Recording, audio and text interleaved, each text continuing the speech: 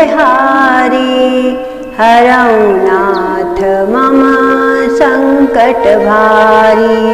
राम राम राम राम। जय श्री राम, जय श्री हनुमान।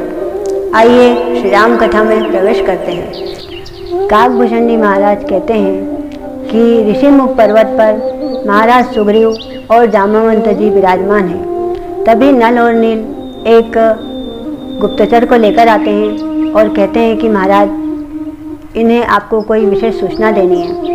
तब गुप्तचर कहता है कि महाराज, मैंने ऋषिमुख पर्वत के नीचे तराई के वन में दो मानव घूमते हुए देखे हैं।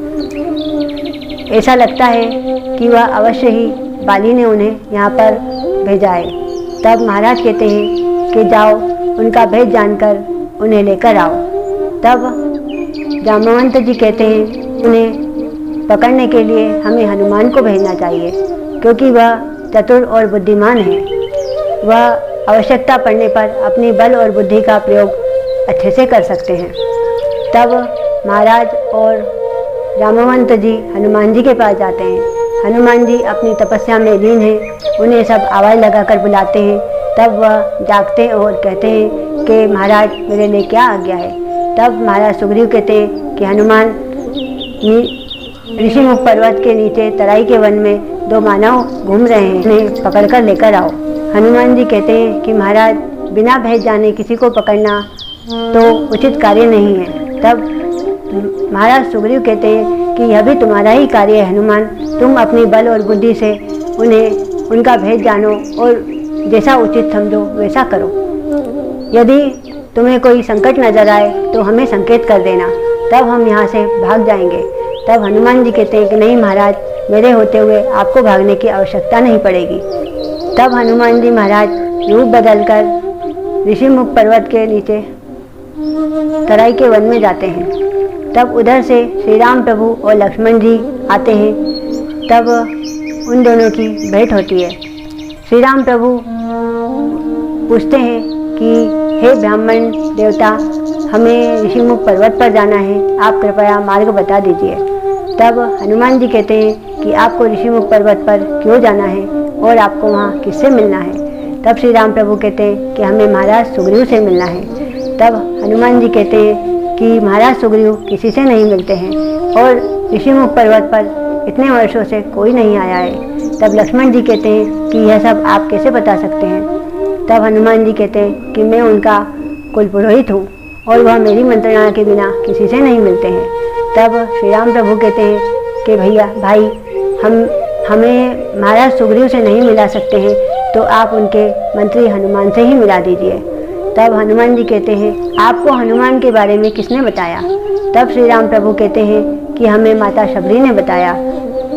तब हनुमान जी आश्चर्य में पड़ जाते हैं और वह कहते हैं कि आप अपना पूरा परिचय बता दीजिए, तब मैं आपको हनुमान से अवश्य मिलवा दूंगा।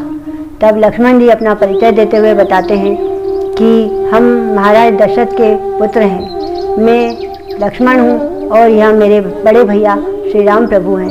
तब हनुमान जी महाराज श्री राम प्रभु के चरणों में गिर जाते हैं। तब श्री राम प्रभु उन्हें हाथ से उठाते हैं और कहते हैं कि आप एक तो ब्राह्मण हैं, आप मेरे चरण क्यों छू रहे हैं, मुझे पाप लगेगा। तब हनुमान जी कहते, नहीं महाराज, मैं तो आपका सेवक हूँ और मैं तो जड़मती वानर हूँ, आपने मुझे पहचानने में देर क्यों कर दी। प्रभु, इसमें अवश्य ही मेरी भूल होगी। तब श्री राम प्रभु कहते हैं कि भाई, हम आपके ज्ञान और पांडित्य के आगे मंत्रमुग्ध हो गए। हम इस ज्ञानपूर्वक संभाषण से डर गए थे भैया, इसलिए हम चुप रहे। तब हनुमान जी महाराज कहते हैं कि प्रभु, महाराज सुग्रीव की और आपकी मित्रता कल्याणकारी होगी, क्योंकि जितनी आवश्यकता आपको उनकी है उतनी ही आवश्यकता उनको आपकी है। तब हनुमान जी महाराज कहते हैं कि महाराज सुग्रीव इस वक्त बहुत दुखी अवस्था में है, उनका राजपाट छिन गया है और उनकी पत्नी भी छिन गई है। तब आपका आना उनके लिए कल्याणकारी रहेगा। तब हनुमान जी महाराज कहते हैं कि यह ऋषिमुख पर्वत बड़ा ही पथरीला है, हम वायु मार्ग से चलेंगे, प्रभु आप मेरे कांधे पर बैठ जाइए। तब श्री राम प्रभु कहते हैं कि भाई हम दोनों को कांधे पे कैसे बिठाओगे? तब हनुमान जी महाराज कहते हैं कि प्रभु मैं गरिमा लघिमा आदि विद्या जानता हूँ। इस प्रकार हनुमान जी महाराज अपना शरीर बढ़ाते हैं और दोनों को कांधे पर बिठा लेते हैं। फिर वह वायु मार्ग से ऋषिमुख पर्वत पर जाते हैं और उन्हें द्वार पर खड़ा कर कर वह कहते हैं कि प्रभु आप यहाँ रुकिए, मैं अंदर जाकर सूचना देता हूँ। इस प्रकार श्री राम प्रभु को महाराज सुग्रीव से हनुमान जी भेंट करवाते हैं। यहाँ पर यह भाव आता है कि जैसे सुग्रीव जी बोल रहे हों कि तुम उपकार सुग्रीव पर कीना, राम मिलाए राजपद दीना। यह भाव महाराज सुग्रीव का रहता है। उधर लंका में महारानी मंदोदरी सुंदर वस्त्र लेकर एक दासी को भेजती है अशोक वाटिका में। तब दासी अशोक वाटिका में जाती है और सीता माता से कहती है कि महारानी ने आपके लिए यह सुंदर वस्त्र भेजे हैं, आप इन्हें धारण कर लीजिए। तब माता सीता कहती है क्योंकि मेरे पति और मेरे देवर तपस्वी वेश में रहते हैं, इसलिए यह राष्ट्रीय वस्त्र मैं धारण नहीं कर सकती हूँ। और मेरे जो ये वस्त्र हैं ये दिव्य हैं, यह माता अनुसुईया के दिए हुए हैं, यह कभी भी मलिन नहीं होते हैं। आप महारानी को मेरा धन्यवाद कहिए और उनसे यह कहिए कि वह महाराज रावण को समझाएं कि मेरे पति के पास मुझे ससम्मान पहुंचा दिया जाए, वह नहीं तो पूरी लंका का सर्वनाश होना निश्चित है।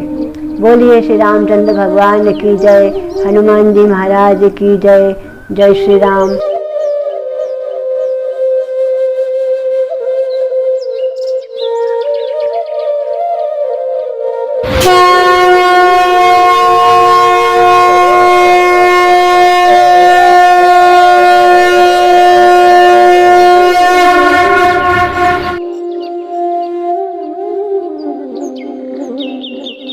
Mm-hmm.